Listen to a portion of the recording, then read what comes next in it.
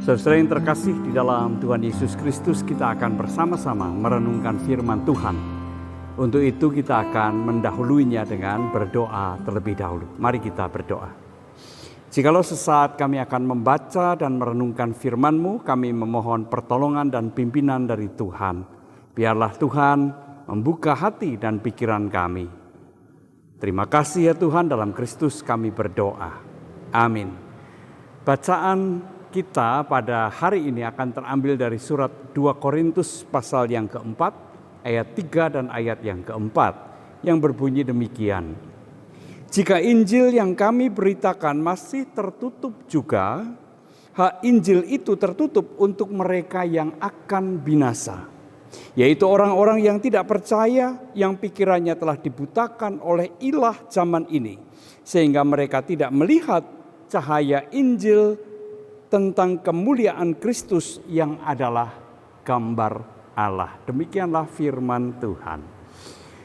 Saudara yang terkasih di dalam Tuhan Yesus Kristus, keras hati itu adalah suatu kondisi di mana seseorang secara sadar mengabaikan kebenaran, teguran atau nurani, dan bersikeras untuk berada di dalam kesalahan atau dosa. Itulah keras hati, ya. Jadi mengabaikan baik itu teguran, nasihat yang berbicara tentang kebenaran, yang hendak membawa orang itu kebenaran, itu diabaikan. Dan tetap berada di dalam dosa atau kesalahan. Ada banyak faktor yang menyebabkan orang mengeraskan hati. Paling tidak kita bisa menyebutkan beberapa. Yang pertama, mungkin orang itu merasa orang yang pandai atau berkuasa. Orang yang pandai, sangat pandai, merasa tidak pernah melakukan kesalahan. Tidak mungkin salah.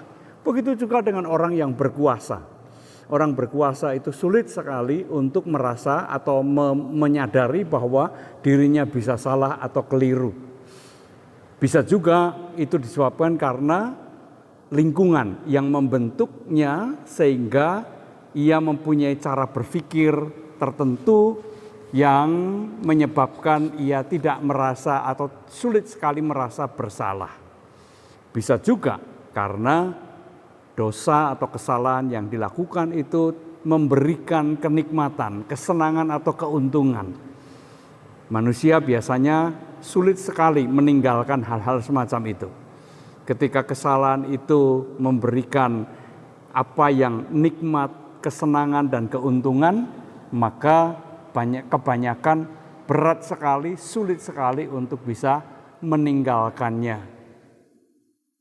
Dan mungkin juga karena gengsi.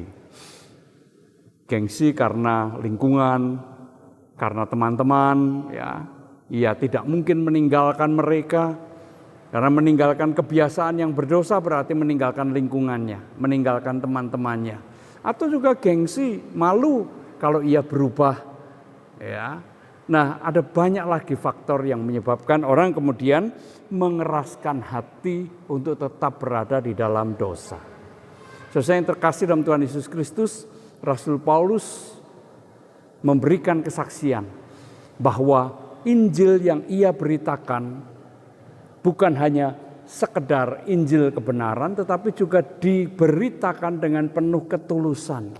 Ia tidak punya motif apapun yang menguntungkan dirinya.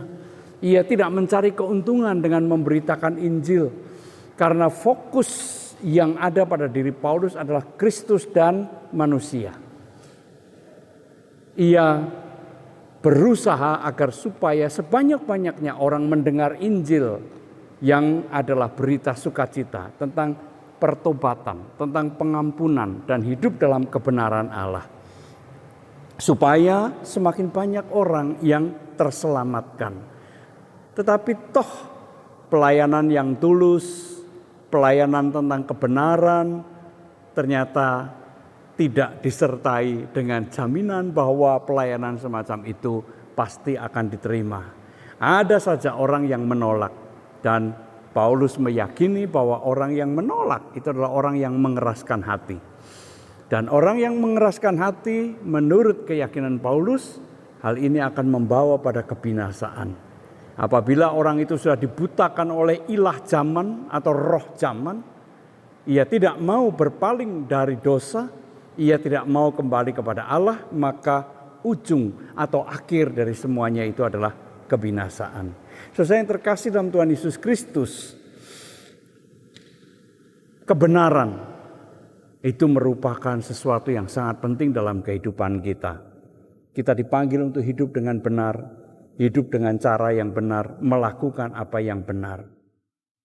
Orang yang mengeraskan hati dan membiarkan dirinya hidup di dalam dosa, terus-menerus hidup dengan cara demikian, apa sih yang menjadi ujung dan akhir dari semuanya itu? Kalau bukan kerusakan, kehancuran, dan kebinasaan. Ada banyak orang yang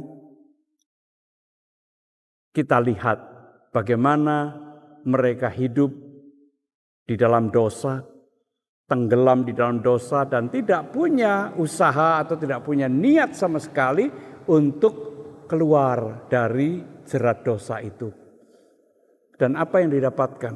Sesaat mungkin kesenangan, betul. Sesaat mungkin juga keuntungan, kenikmatan. Tetapi ketika itu terus-menerus dilakukan dan tidak mengenal pertobatan, mengeraskan hati sedemikian rupa, maka pada saat tertentu, pada titik tertentu, orang itu akan mengalami petaka, hancur dan binasa. Itu menjadi pengalaman banyak orang. Oleh karena itu, Bapak, Ibu, dan saudara sekalian, mari jangan kita mengeraskan hati. Ketika kita mendengar suara Tuhan berbicara di dalam hati kita, memanggil kita untuk bertobat, mari kita bertobat. Karena pertobatan akan selalu membawa kita kepada kehidupan yang sesungguhnya, pada kehidupan yang dipenuhi dengan damai sejahtera Allah. Maka jangan pernah mengabaikan suara Tuhan di dalam diri kita. Tuhan memberkati kita semua. Amin. Mari kita kembali berdoa.